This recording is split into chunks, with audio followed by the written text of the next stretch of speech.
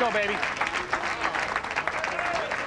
We can hear that Jason is wearing a microphone. What's that? Eric-Forkel starting the match on lane 33, a lane that he had very little trouble with in the semifinal match. Again, trying for extra loft. Ooh, and a solid 7-pin right out of the gate. Well, he made a good shot. He threw the ball where he wanted to, and he's got to be pleased with the way that ball reacted. Just a little disappointed that the 7-pin didn't fall. As you see, Eric-Forkel's career earnings of a little over $579,000. Taking a harder ball to shoot at the 7-pin, very straight. Oh! And if he had used his other ball, he'd have missed it by a mile, Mike. And he's saying, what's everybody worried about? All right, let's take a look at this, Mike. I don't think this ball just barely touches the 7-pin. That's why they use harder balls for the spares. As we see Larry-Laub on the right-hand lane. A very, very confident shot to open up the match. Well, if Jason Couch was your partner, you might be confident too. Yeah, Jason threw a lot of strikes and in the qualifying and match play of this tournament, and looked good in practice. And he's 4-0, never lost from the tops position. Well, and he's got to feel confident about that. I know there's the graphic in the #1 qualifying position. I think he's looking at nothing but first place right now.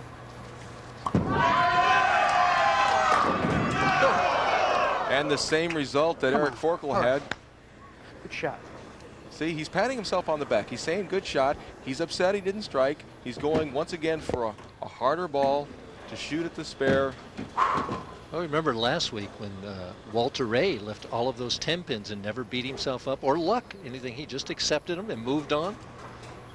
What's this ball that he's using, Marsh? Well, it's a clear plastic ball. You can actually see the weight block. And Jason likes to use that ball for his spares. It doesn't hook a lot, makes it easier for him to go hard and straight. He runs over, gets his ditty bag, and has some repair work to do on some ball or something. Gene-Stus in the second frame, trying to get a strike going. And does. Very good shot for Gene.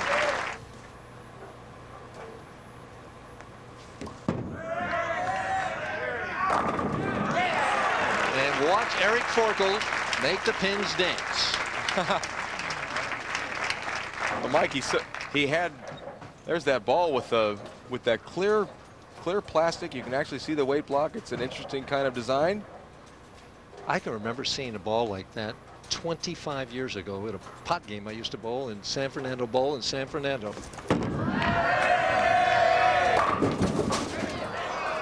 Ooh. A half 10 for Larry-Laub. Made a good delivery. There's a special tournament, the Comfort Inn tournament. If Larry-Laub wins this tournament, he will qualify for it because it takes 12 winners and 4 off the point list. If he doesn't win, then Gene-Stus is going to get in on the point list. So it's a special tournament where both the touring players and the seniors compete in their own special tournaments. A lot of money at stake in that tournament. Yeah, it's a lot of money. These are the 16 qualifiers right now, some of the who's who on the senior tour. It's going to come down to Stus or Laub. At least they get to battle it out amongst themselves right here. And I think Larry's glad that it isn't going to be a wrestling match. Or. All right, Jason Couch getting ready to bowl in the 4th frame. They trail by 11 pins. He needs to make that same shot he made the last time. Oh my goodness. What is that? The 2, 4, 7, 6, 10. Big shocker. And the 8. Let's see. The 2, 4, 6, 7, 8, 10. There we go. We got them all in He gets the ball down a little early. This is similar to what was happening with Parker Bone. This ball hooks so hard, takes 4 right out of the center. A very, very unusual hit, something 5 years ago you wouldn't have seen at all. Now it's actually with the reactive balls. He's going to go with his strike ball, use the hook to try and make this. And it is an outside chance that it can be made. Hit it! Come on! What a shot. But Well, this is a heck of an effort by Jason. You can see the ball just doesn't quite drive hard enough to get that sleeper, but then I don't even know what pin that was. Almost. It was a 6-pin, I think. Six-pin jumps off the sideboard and almost makes it. What a commanding position Stus and Forkel are in right now. Oh! Well, you know, that's the way bowling can be sometimes. Jason Couch pays full penalty for his error, and Gene-Stus is rewarded for a shot that was equally as poor. But he got a strike, yes. And he likes it. He loves it.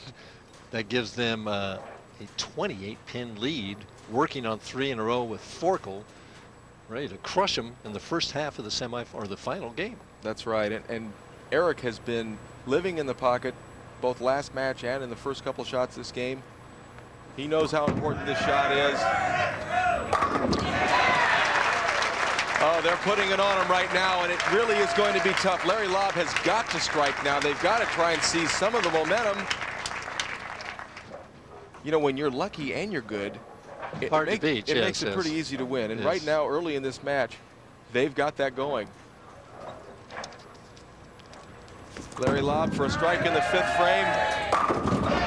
Larry won his first tournament in 1970. I asked him what changes he's made since then. Well, there's been quite a few changes. The surfaces have changes, so I had to change with it. I used to release the ball early, and now I'm trying to loft it a little more. And we got new balls out there, so basically the biggest thing I'm doing is trying to loft it more. He also changed all the pitches in his ball. He's gone from a 1/2 inch reversed to 5/16 forward and a little what they call away from palm or left.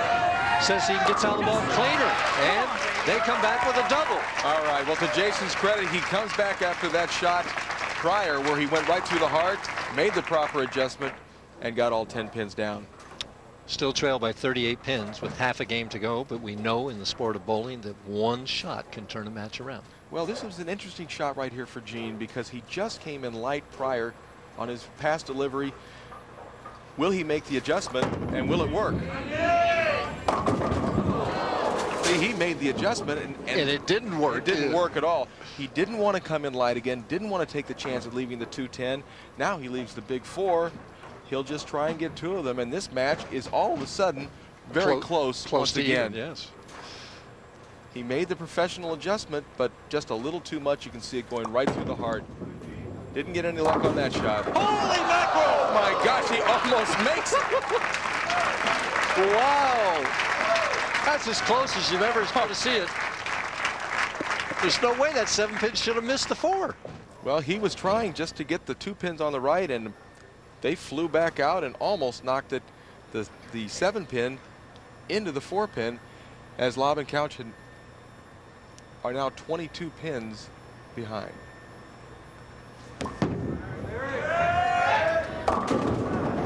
Again, we see it. The one partner makes a bad shot, and then you see his partner coming up right afterwards making another bad shot. They're bowling pairs, and these shots are coming in pairs. It's like they're have a emotion tied together. That's exactly what they're doing. At least it would certainly seem that way. Now, very important for Eric to make this spare. He didn't look very good shooting the 7-pin with this ball a couple frames ago. Lower loft. And he makes the spare.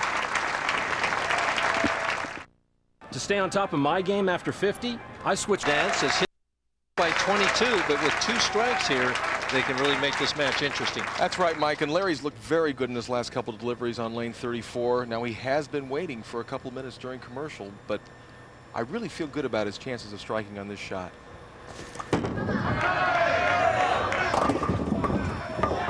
Well, he gets a 2-pin out, but the 8 didn't. Almost the same break that Stus got. Again, that delay with the commercial break, tough to make the good shot. Yeah, it was. And you could see his swing bumped out a little bit to the right. He got around that ball, didn't get the good leverage. And when he threw it to the right, kind of a la Pete Couture a couple games ago, it wouldn't hook back. At the 8-pin, hits a dead flush.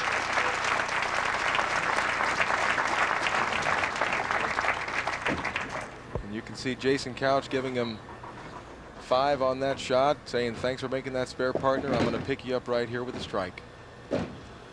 8 frame, 23 pins the difference. Jason taking a little extra time, but he's got lots of time left on the shot clock.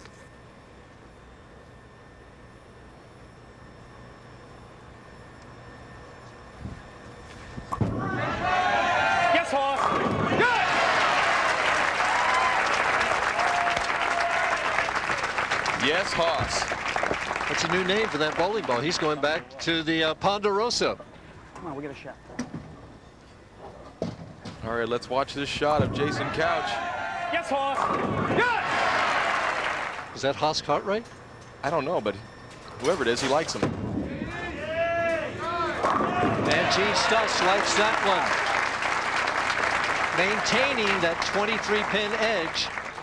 Eric-Forkel can send it to 33 with a strike. What a in the great ninth. shot from Stus. He comes in light and tickles him over. Then he comes in high, big four. This shot, nothing but 10 in the pit. And watch this reaction.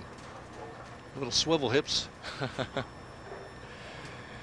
Eric-Forkel can make it a 33-pin advantage and really sees total command of this match.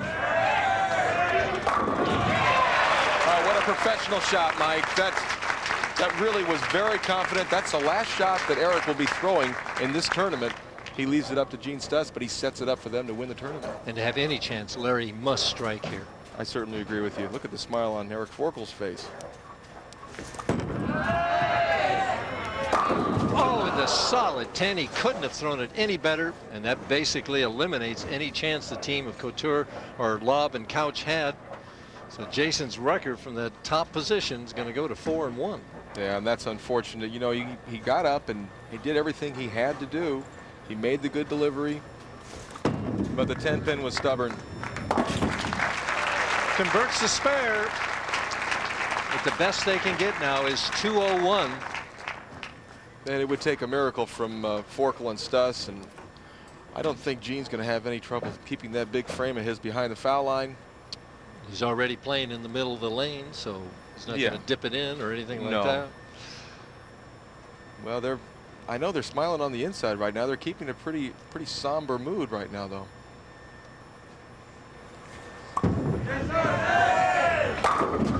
Now that's almost automatic after Larry, his partner, gets the bad break for the 10-pin.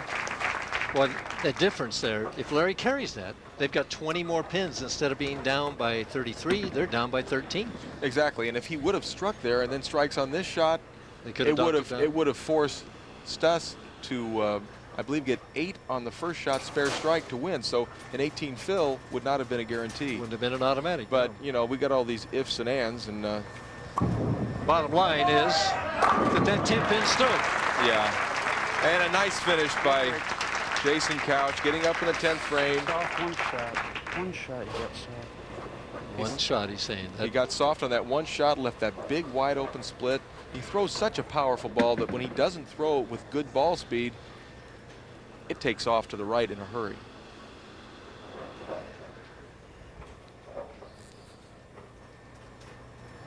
Strike here finishes with 201. Very respectable game, just not good enough for this night. Just one errant shot by Jason Couch.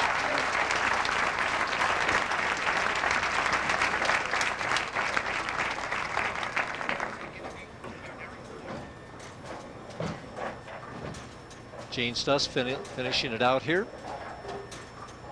Basically needs to stay behind the foul line, which he has done. Right in the pocket, carries that 10-pin. Eric-Forkel, the big hug.